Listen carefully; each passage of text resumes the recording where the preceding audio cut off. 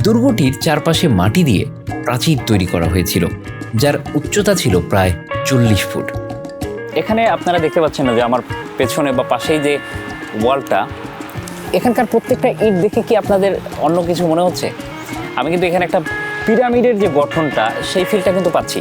তা আসলে পিরামিড কিভাবে তৈরি হয়েছিল এটা কিন্তু কিছুটা ধারণা আমি এখানে এসে পেলাম। ধারণা পাওয়ার কারণটা হচ্ছে যে এই যে ওয়াল, এটা একসময় ছিল 44 ফিট।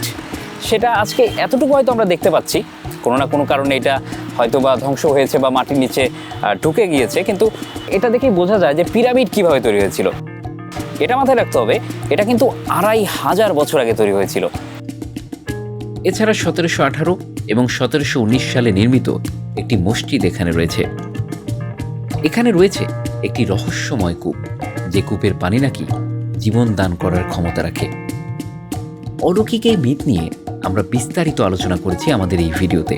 তবে তার আগে জেনে নিই এই শহরের প্রচলিত একটি কিংবদন্তি বেহুলা লক্ষিন্দারের কাহিনী, যা নিয়ে মানুষের কৌতূহলের শেষ নেই।